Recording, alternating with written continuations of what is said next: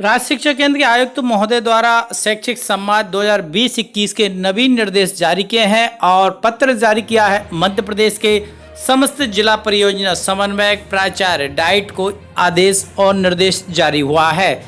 अब जन शिक्षा केंद्र स्तर या विकासखंड स्तर पर किस तरीके से नियमित रूप से शैक्षिक संवाद का आयोजन किया जाएगा, इसके विस्तृत निर्देश राज्य शिक्षा केंद्र ने जारी किए हैं। तो सभी शिक्षक साथी इस जानकारी को ज़रूर देखें और शैक्षिक संवाद की पूरी डिटेल आपको हम बताते हैं। दोस्तों आप देख रहे हैं ये लेटर है राज्य शिक्षा केंद्र का जो कि शैक्षिक संवाद के विषय में जारी किया गया है और 2020-21 का 21 अगस्त 2020 को आयोजित वेबिनार के उपरांत प्रत्येक माह शैक्षिक संवाद का आयोजन विकास खंड स्तर पर आयोजित होगा। 21 अगस्त के बाद हर विकास खंड लेवल पर शैक्षिक संवाद होगा। उसकी क्या दिशा निर्देश हैं उन पर बिंदु नज़र डाल लेते हैं। संदर्भ पत्रों के अनुक्रम में सेवाकालीन प्रशिक्षण को जन शिक्षा केंद्र स्तर पर शैक्षिक संवाद के रूप में संचालित करने के विस्तृत दिशा निर्देश जारी पूर्व सत्रों में जारी किए गए हैं। कृपया अवलोकन करने का कष्ट करें। सत्र 2020-21 में कोविड-19 के प्रभाव को देखते हुए शैक्षिक संवाद को विकासखंड स्तर पर ऑनलाइन किया जाना है। शालाएं खुलने के पश्चात शैक्षिक संवाद जन शिक्षा केंद्र स्तर पर पूर्व सत्रों की भांति आयोजित किए जा सकेंगे। उक्त आयोजन हेतु सत्र 2020-21 में निम्नांकित बदलाव किए गए हैं। क्या बदलाव हुआ है शैक्षिक संवाद में? सत्र 2020-21 में जन शिक्षा केंद्र स्तरीय शैक्षिक संवाद को सितंबर माह से प्रत्येक माह कोविड परिस्थिति रहने तक ऑनलाइन माध्यम से विकासखंड स्तर पर आयोजित किया जाना होगा। तो दोस्तों जो जन शिक्षा केंद्र पर आयोजित होता था मैन्युअली, अब उसे ऑनलाइन प्लेटफॉर्म के जरिए हर माह संचालित किया जाएगा।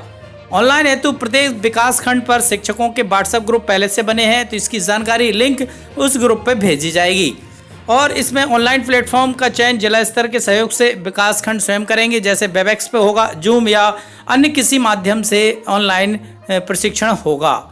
विकासखंड स्तरीय शैक्षिक संवाद पूर्व वर्षों की भांति कुल 5 दिवस कक्षावार विषयवार पढ़ाने वाले शिक्षक अपने निर्धारित दिवस में ऑनलाइन सम्मिलित होंगे।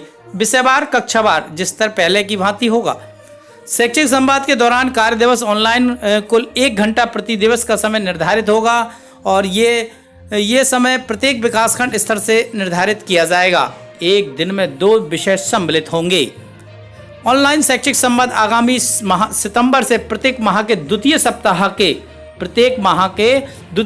के प्रथम कार्य दिवस से प्रारंभ करते हुए आगामी 5 कार्य दिवस तक संचालित होगा। अवकाश की स्थिति में इसे आगामी कार्यालयीन दिवसों में संचालित किया जा सकेंगे। देखें ऑनलाइन शैक्षिक संवाद के निम्नानुसार शिक्षक शामिल होंगे। जो प्रथम दिवस जो होगा कक्षा 1 और 2 पढ़ाने वाले शिक्षक शामिल होंगे। दूसरे दिवस में कक्षा 3 से 5, तीसरे दिवस में 6 से 8 गणित और विज्ञान पढ़ाने वाले शिक्षक, चौथे दिवस में कक्षा 6 से 8 में सामाजिक विज्ञान और अंग्रेजी पढ़ाने वाले और पंचम दिवस में कक्षा 6 से 8 हिंदी संस्कृत पढ़ाने वाले शिक्षक तथा अन्य भाषा उर्दू मराठी आदि संचालित होने वाले डाइट द्वारा सामग्री तय कर उन्हें सम्मिलित किया जा सकता है।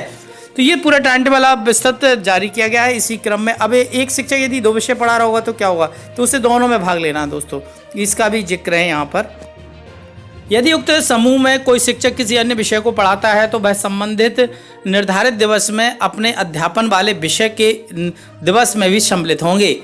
शैक्षिक संवाद को विकासखंड स्तर पर विधिवत संचालन हेतु विकासखंड स्तर से प्राथमिक व माध्यमिक स्तर पर प्रत्येक विषय में 2-2 व्यक्तियों के चिन्हांकन किया जाएगा। तो आप देखें तो यदि विकासखंड पर राज्य द्वारा चयनित किसी विषय का एसआरजी विकासखंड में पदस्थ है तो प्रथमतः उसे ही चिन्हांकित किया जाए। राज्य स्तर के अलावा यदि जिला स्तर पर किसी विषय का डीआरजी चिन्हित है फिर उसे अगले क्रम में अवसर प्रदान किया जाए। मतलब यदि विकासखंड लेवल पर आपके पास एसआरजी है तो वह इस काम को संचालित करेंगे और यदि विकासखंड पर नहीं है तो फिर जिले में जो एसआरजी डीआरजी बनाए गए हैं अगले क्रम में उनको अवसर मिलेगा।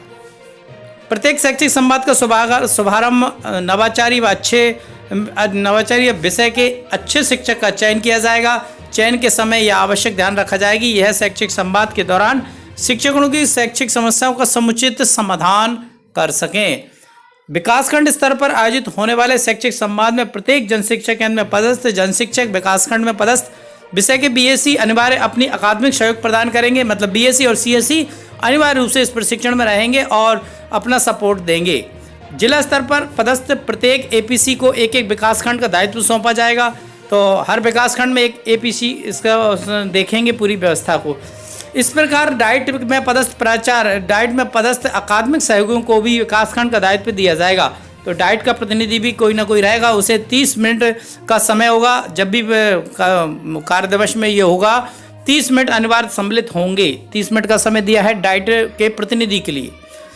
प्रत्येक विकासखंड से विषयवार चिन्हांकित सदस्यों की जानकारी गूगल शीट पर, ये पूरी जो भी जानकारी हो जाएगी प्रशिक्षण समाप्त होने के 3 दिवस के अंदर विकासखंड पर MIS कोऑर्डिनेटर और BRC की जिम्मेदारी है, वो इसको गूगल शीट पर फिल करेंगे।